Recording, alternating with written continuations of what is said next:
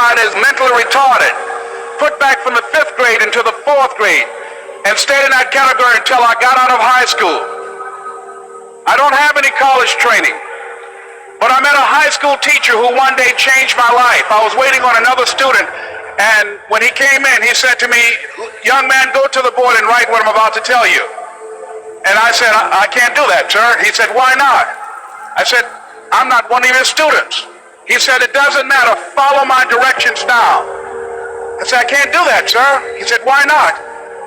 I said, "Because I'm educable mentally retarded."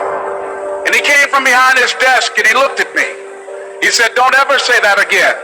Someone's opinion of you does not have to become your reality." And as he talked, my heart began to beat fast. Tears began to run down my eyes, and I was in the back just listening to him, because the speech he was giving, that speech was for me. And he said, "Les Brown," he said, "if you want to do anything worthwhile in life, you've got to be hungry." I told Mr. Washington I wanted to become a disc jockey. And so I started working to develop myself. He said, "I want you to practice every day being a disc jockey." I said, "But I don't have any job now." He said, "It doesn't matter." He said that it's better to be prepared for an opportunity and not have one than to have an opportunity and not be prepared.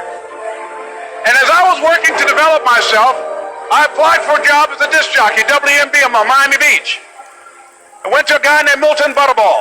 I said, "How you doing, Mr. Butterball? I'd like to get a job as a disc jockey." He looked at me, he said, "Do you have any broadcast background?" I said, "No, sir, I don't." "Do you have any journalism background?" I said, "No, sir, I don't." He said, "We don't have any jobs available." I said, "Yes, sir." I went back to Mr. Washington and I told him. He said, "Don't take it personally." He said, "Most people are so negative, they will have to say no 7 times before they say yes." He said, "Go back again." So I went back again. I said, "How you doing, Mr. Butterball? My name is Les Brown." He said, "I know what your name is. What do you want?" I said, "I'd like to know whether or not you have any jobs at disc jockey, sir." He said, "Didn't I just tell you yesterday we didn't have any jobs?" I said, "Yes, sir, but I know whether or not somebody got laid off or somebody was fired, sir." He said, "No one was laid off or fired. Now get on out of here." I came back the next day like I was seeing you for the first time. I said, "Hello, Mr. Butterball, how are you?" He looked at me with rage. He said, "Go get me some coffee." I said, "Yes, sir." And I went to get him some coffee. After a while, I would get their lunch and dinner, and I would go in the control rooms and take the disc jockeys their food, and I would not leave until they would ask me to leave. One Saturday afternoon, while I was at the radio station, a guy named Rock was drinking while he was on the air.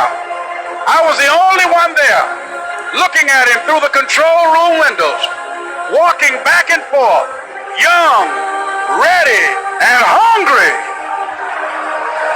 Pretty soon the phone rang, and it was the general manager. And I answered the phone. I said, "Hello?" He said, "Les, this is Mr. Klein." I said, "I know." He said, "Rock can't finish his program." I said, "I know." He said, "Would you call one of the other guys in?" I said, "Yes, sir." I hung the phone up. I said, "Now he must be thinking I'm crazy."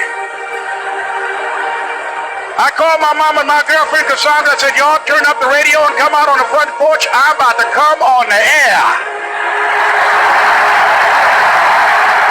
I waited for about 20 minutes, and I called him back. I said, "Mr. Klein, I can't find nobody."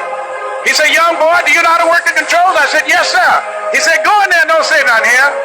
I said, "Yes, sir." I couldn't wait to get behind those controls. I put on an old Stevie Wonder record called Fingertips. I sat down behind that turntable. I said, "Look out, this is me, LB Triple P. Les Brown, your platter playing papa. There were none before me, and there will be none after me. Therefore, that makes me the one and only. Young and single, love to mingle, certified, bona fide, indubitably qualified to bring you satisfaction, a whole lot of action. Look out, baby, I'm your love man." I was hungry. I was hungry. You gotta be hungry. Begin to know that you have greatness within you. And if just one of you here begin to envision yourselves as being blessed and highly favored to reach your goals, if just one of you capture the essence of what that means, that you have greatness within you and a responsibility to manifest that greatness, that you can make your parents proud, you can make your school proud, you can touch millions of people's lives And the world will never be the same again because you came this way. It was hard, ladies and gentlemen, coming to speak to people. And I was facing financial difficulties in my own life. I was behind on my bills and my dreams, and I'm saying to them, you can live your dream. It was hard, ladies and gentlemen. It was very difficult to pick myself up each day believing that I could do it. There were times that I doubted myself. I used to ask myself, can I do this? And something said within me, you're the one. Don't give up on your dream. By continuing to push forward, by continuing to run toward my dream, that one day I would have my own talk show. It's a long shot, ladies and gentlemen, from Liberty City, an abandoned building on a floor, never knowing my mother or father. It's a long shot. Being here with you today in this dome in Atlanta, it's a long shot. No college training, labeled